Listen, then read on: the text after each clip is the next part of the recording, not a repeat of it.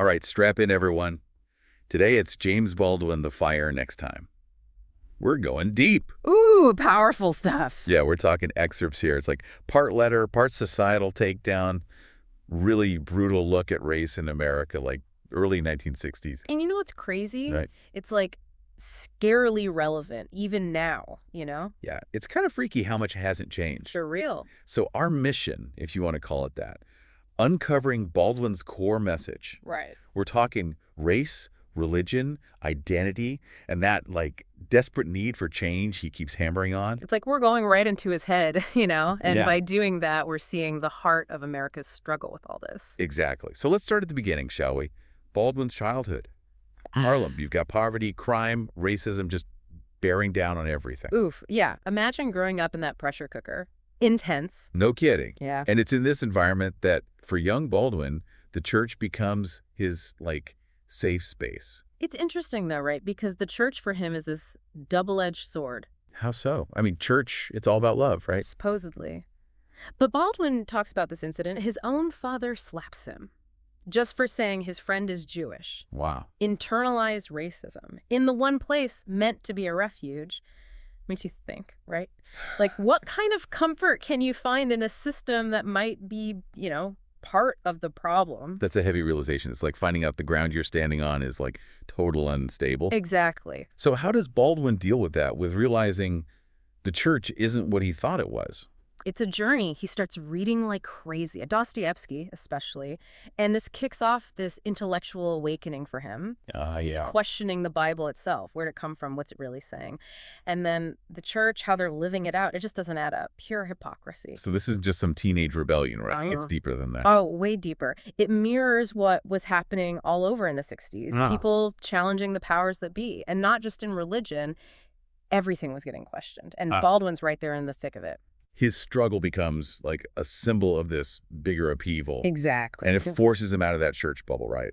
He's got to confront racism head on now. No more shelter. Nope, he's out in the open. And what he goes through, it's brutal. It's rough. Just one racist encounter after another. Yeah. A cop mutters a slur as he walks by, gets frisked when he's like 10 years old, straight up discrimination in the Army during World War II. It's not theory for Baldwin, it's his life.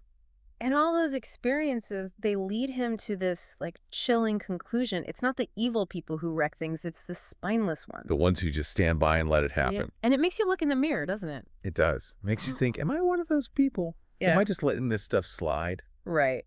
And that's a question, like, we're still asking ourselves today. Have we really changed? That's the heart of it, isn't it? For sure. So it's in this atmosphere, right? Disillusionment, anger. That's when Baldwin runs into the Nation of Islam. And they're offering something completely different. Yeah. And for a lot of people, especially those feeling abandoned by the church, abandoned by the white power structure, the Nation of Islam's message, it hit hard. What was it about their message that people connected with so strongly? Think about it. It's the 60s. Social upheaval everywhere. And here comes this group saying, Black power, self-reliance, reject white values. It's powerful stuff, especially for those who feel marginalized, dehumanized. We're taking back their own narrative. Exactly. In a world trying to erase them. That's key to understanding the Nation of Islam's appeal. But Baldwin's relationship with them, it's not simple. He doesn't just swallow their message whole, right? No, he's smarter than that. He sees the appeal, that promise of Black empowerment, but through separation. And that's where he draws the line. He can't get behind the hatred, the division. So where does that leave him? Torn between two worlds. Exactly. On one hand, he wants to see Black people empowered. On the other hand, he believes in a future where race doesn't define everything. That tension, that struggle, that's what makes Baldwin so fascinating, so human. He's not just giving us easy answers. Right. He's grappling with these huge questions, race, identity, in a way that feels real. And it's in that struggle, in that wrestling match with these ideas, that he starts talking about the cost of liberation. And that's something, man, it still challenges us today. Oh, absolutely. And it's heavy stuff. What does he even mean by the price of liberation? So he connects this to what was happening globally, decolonization, the fight for Black freedom, not just in America. And his argument, true liberation means facing the past, no matter how bad it hurts. No sugarcoating. Nope. acknowledge those wounds. And then he gets even more intense. He talks about integration, right, Yeah. into a society that's messed up. And he asks this haunting question: Hit me with it. should anyone be integrated into a burning house? Whoa, that image. That's powerful. Right. And he's not just talking about like living next door to each other. He's talking about the whole system. Is it even worth trying to integrate into something that's fundamentally broken? It makes you think about what we're building today, right? Who benefits from how things are? And what are we willing to give up for real equality? And that, my friend, is a question Baldwin throws right at us. And it's one that feels more urgent than ever, don't you think? Especially now, we're still wrestling with all this inequality, injustice. It's like he's speaking directly to us across time. He is. He is. And it's uncomfortable, but necessary. Because until we confront these questions, that burning house, it's going to keep burning. And we're all going to get scorched. Exactly. Okay, so we were talking about Baldwin's critique of white liberals. Yeah, this is where he like really goes in, gets to the heart of what allyship means. Or doesn't mean. Right, because even well-meaning people can mess things up. Totally. And Baldwin doesn't hold back, man. He calls out what he sees as this cowardly obtuseness in white liberals. Cowardly obtuseness. Strong words. He's basically saying they just don't get it. The depth of the Black experience in America. They can't grasp it. But he doesn't just throw out these vague criticisms, right? He gives specifics. Oh, yeah. Yeah. He brings up Malcolm X. Big figure in the Nation of Islam. Exactly. And how white liberals, they'd label him as violent or extreme. Interesting. Because that same label didn't get slapped on, say, the founding of Israel, right? Which, let's be honest, involved plenty of violence and displacement. Bingo! That's Baldwin's point. Double standard. It's only bad violence when it's coming from those who are challenging the system. So it's not about the violence itself, it's about who's using it and why. Nailed it. And that makes you think, right, like how do we even talk about social justice? Whose voices are we amplifying? Whose are we shutting down? Baldwin's making us look beyond the surface, isn't he? For sure. He's saying, hey, white liberals, look at yourselves. Why are you so quick to dismiss the anger, the frustration of people who've been systematically oppressed? It's like, if you're not willing to acknowledge the pain, the rage that these systems cause, then you're not really dealing with the problem. Exactly. And that's part of what makes movements like the Nation of Islam so appealing. When the normal ways to get justice are blocked or ignored, people are going to look for something else, something radical even. Desperate times, desperate measures. Yep. And while Baldwin, he ultimately rejects their whole ideology, he gets it. That deep pain fueling it, the anger. He even dives into their belief that white people are, like, inherently evil. Yeah. Created by the devil. Heavy stuff. But you got to understand where that's coming from. Centuries of dehumanization. So violence. It's a twisted reflection of the racism Black people have faced. Like, the trauma itself got warped into this whole worldview. And that warping, that constant state of being on edge, suspicious. Baldwin knows that firsthand. He talks about how, for a Black person in America, it's almost impossible to tell the difference between real danger and perceived danger. Because every interaction could be a threat. Right. It's this weight of history, you know, always bearing down. He describes it as being constantly on guard, expecting the worst, because experience has taught him that the worst could happen at any moment.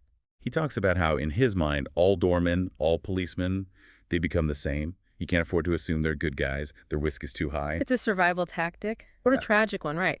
Living in a society that constantly tells you you're different, you're a potential danger. The constant fear, man, it must be exhausting just to exist. It is, and it feeds this cycle. Anger, resentment, it just keeps going. But Baldwin, he sees a way out, a way to break the cycle. Okay, so what's the alternative? How do we escape this? His answer. It's both profound and, like, really hard to wrap your head around. He says we need to transcend the realities of color, of nations, of altars. Okay, break that down for me. What's it mean to transcend the realities of color?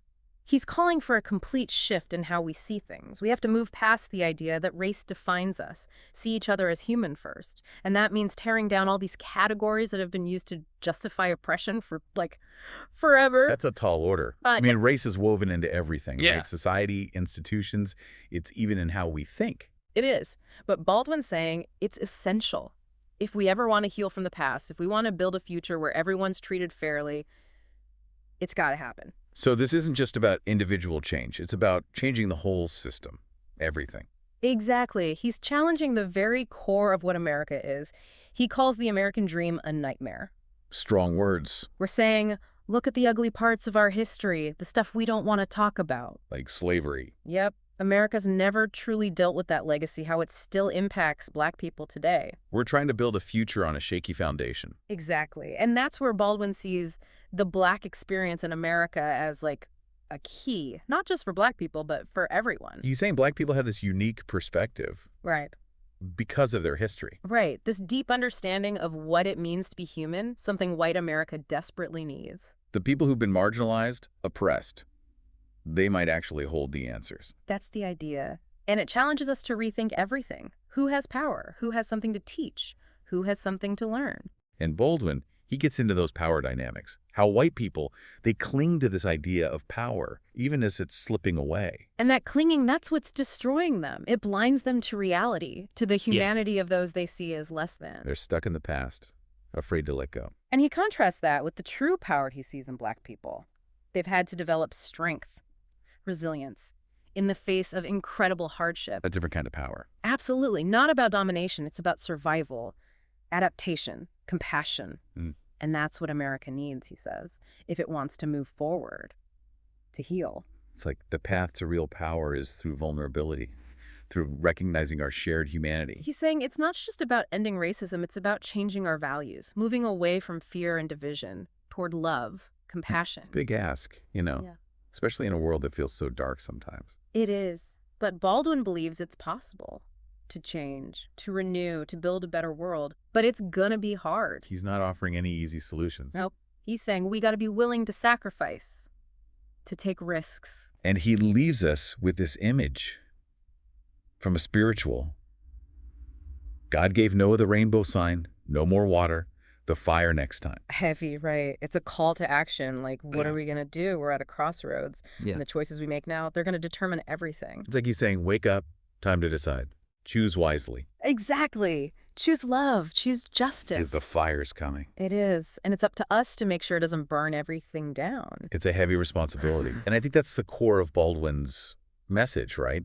He's not just pointing fingers, he's giving us work to do. Absolutely. Yeah. It's not enough to just be like, oh, I'm not racist and call it a day. He wants us to look deeper.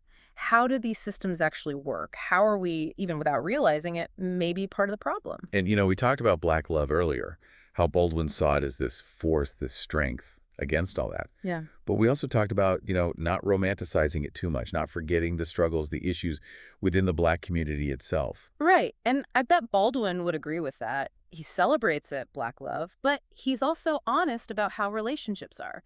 Power messes things up. Even within a group that's been pushed down, there's still oppression. It's complicated. It's like he's saying, look, this is a beautiful thing, born out of struggle, resistance, all that.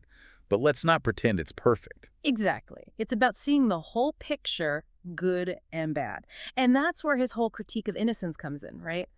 White America, he says, clings to this idea of innocence that's blinding them to the truth. This whole America, land of the free, but ignoring what Black people have actually lived through. Exactly. You can't call yourself innocent when you're benefiting from a system that's built on oppression. So just not being racist isn't enough, is what he's saying. Nope. You got to actively dismantle it, figure out how those systems work, how you might be part of them without even knowing. It's like a wake-up call. He's saying, open your eyes, this isn't a fairy tale, people are hurting. And do something about it. Don't just stand there. Be part of the solution. One thing that really stuck with me, he talks about accepting the past. You can't move forward unless you deal with the pain, the trauma of history. And that goes for everyone. Individuals, communities, whole nations. It's like you can't heal if you pretend the wound isn't there. Exactly. And healing, it's not pretty. It's messy. But you got to go through it if you want something better. Honesty, courage, and compassion, right? That's what it takes. And listening.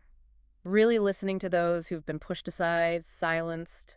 Their stories, they hold a truth we need to hear. Our freedom is tied up in understanding each other's stories, he's saying, even the hard ones. And using those stories to make real change. It's amazing, you know, Baldwin went through so much hate, discrimination, yet he never lost that. Love, compassion. It's pretty incredible, right? He could have been bitter, full of rage. He could have, but instead he turned that anger into something good, demanding justice, understanding. He believed in a better future. He never gave up on that. Never. And that's what makes his work so powerful, I think. Even when things seem bleak, there's hope. We can build that better world, but it takes effort. It does. Confronting the bad stuff, fighting for the good. Because, like you said, the fire's coming. Yeah, but so is the dawn. This deep dive, it's just the tip of the iceberg with Baldwin. His work, it matters now just as much as it did back then. He makes us think hard about race, who we are, and how we fight for equality. Absolutely. His writing, it's a gift, but it's also a challenge, a call to action. If you take away one thing from all this, it's that The Fire Next Time isn't just something to read. It's a conversation we need to be part of. So pick up the book, wrestle with these questions, talk to people about them. Race, identity, equality. These conversations matter, now more than ever. And that's the real power of James Baldwin's work.